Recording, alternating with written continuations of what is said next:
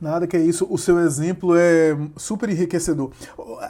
O bom do grupo de estudo, gente, é isso, né? Grupo de estudo a gente acaba enriquecendo assim, alguém faz uma pergunta, ou faz algum comentário, ou agrega alguma coisa, acaba enriquecendo, aí outra pessoa, a partir daquele comentário, já pensa, já lembra de outra coisa, eu próprio me lembro de outra coisa e acabo agregando. Isso é super interessante, eu vejo algumas pessoas também cochilando aqui, parece o Sheila, né? Então tem alguns que cochilam, outra que come aqui, eu fiquei até com fome quando eu vi ela comendo aqui, a comida dela, e aí a gente vai, né?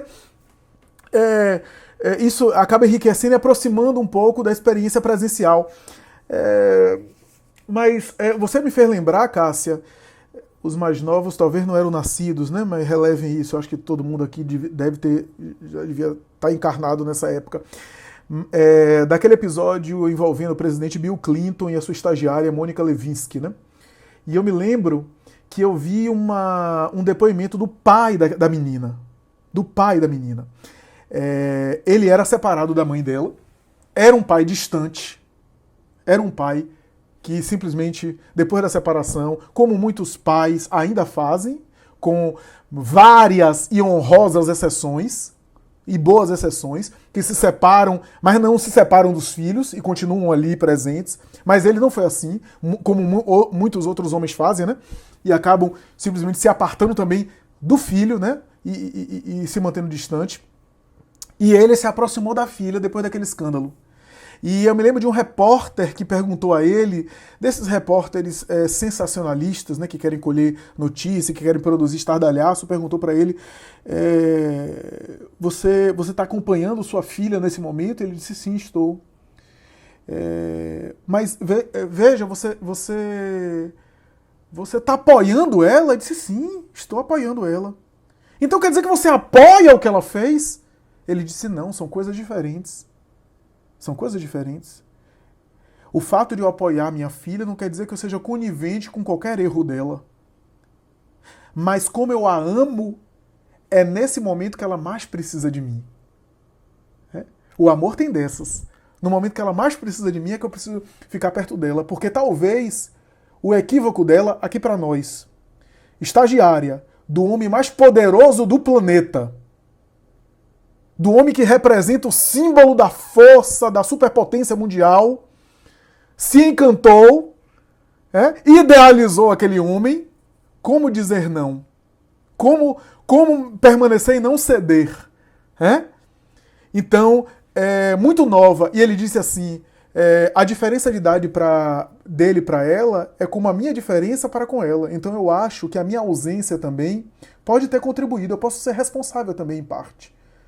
Por isso, talvez ela estava procurando inconscientemente o pai, que se manteve à distância. E na sua insegurança, se entregou a ele da forma como a mídia noticiou. Então são coisas diferentes. Eu não concordo com o erro de minha filha, mas eu não vou abandoná-la ela agora. Sabe por quê? Porque ela tem pensado em suicídio. Ela está pensando em suicídio. E eu preciso estar agora do lado dela. Então, Cássia, é mais ou menos esse raciocínio. Quer dizer, a gente é só amigo na glória. O fato de eu ser amigo de alguém que cometeu um crime, eu continuo com amizade. Isso não significa que eu estou concordando com o erro dele. Mas eu não vou virar as costas para ele. Eu não vou endossar o erro dele. Eu não vou querer fazer do erro dele um acerto. Não é isso. Passar a mão pela cabeça dele ou defender uma coisa errada. Não é isso.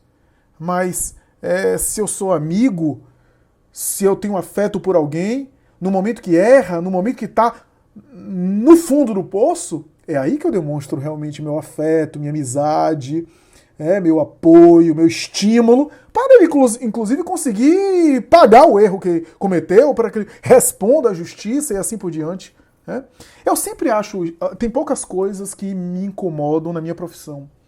Pouquíssimas coisas. Eu estava fazendo avaliação recentemente, poucas coisas. Eu tenho algum incômodo pessoal e eu ouço, escuto e acompanho muitas histórias na minha atividade profissional. Mas tem uma coisa que me incomoda um pouco, que é as punições coletivas. Para mim, as punições coletivas me incomodam um pouco. Para mim, eu sempre tive um certo repúdio dos linchamentos coletivos. Às vezes eu me solidarizo muito mais com a vítima, mesmo que a vítima tenha sido alguém que fez alguma coisa errada, do que as punições coletivas que são covardes. Porque as punições coletivas, o grupo se dilui na ausência de responsabilidade individual para apedrejar alguém. Aqui em Salvador, a gente está aí acompanhando a notícia de um caso desse nas escolas de Salvador. E o que me espanta é que por uma figurinha de mau gosto, inadequada, com conteúdo racista, totalmente inadequada, claro, ninguém vai bater palma para aquilo, mas feito por um menino menor de idade, um menino jovem, e que aquilo gerou um escândalo no colégio, pessoas ameaçando representar, ameaçando judicialmente. E o que é interessante, a mãe desse menino, os pais desse menino têm sofrido ameaça, as pessoas estão batendo forte nele, inclusive. Eu tenho certeza que esse menino está com sofrimento psíquico em casa, e talvez nunca mais seja o mesmo. Eu fico me perguntando, por que a gente tem essa necessidade? Né? Alguém comete um erro, a gente quer linchar, a gente quer que puna, que morra, quando na verdade isso daí a pessoa cometeu um crime, isso quem vai resolver é a justiça. Quem vai resolver são os operadores do direito. Porque eu sempre tenho uma certa desconfiança quando a gente fica muito indignado pedindo a morte, pedindo linchamento, etc. Eu fico me perguntando, esses pais que estão se manifestando e até ameaçando o pai desse garoto, conhece profundamente todas as figurinhas que o seu filho tem no celular? Consegue saber tudo que o seu filho faz no celular?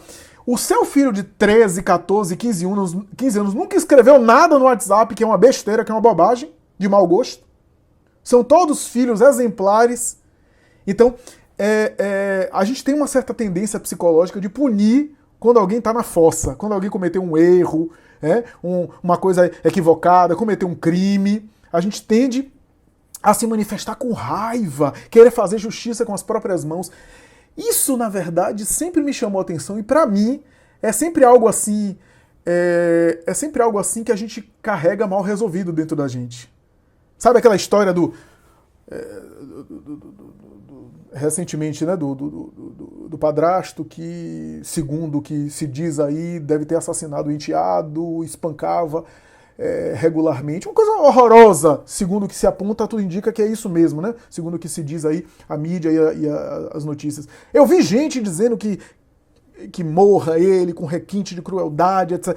Eu sempre vejo essa indignação e quase sempre essas pessoas que estão falando isso é aquele pai que está dizendo que pede a morte do sujeito lá, que chega em casa às vezes embriagado e dá uns tapas na filha, que de vez em quando dá umas coças no filho quando está exaltado. Então, no fundo, essa indignação exagerada para mim é o seguinte, é a minha dificuldade de lidar com a minha violência e o meu sentimento de negação de aceitar que as crianças são maltratadas de vez em quando, que há crianças que são maltratadas, infelizmente, e a gente reage a isso se indignando e querendo destruir alguém publicamente, né?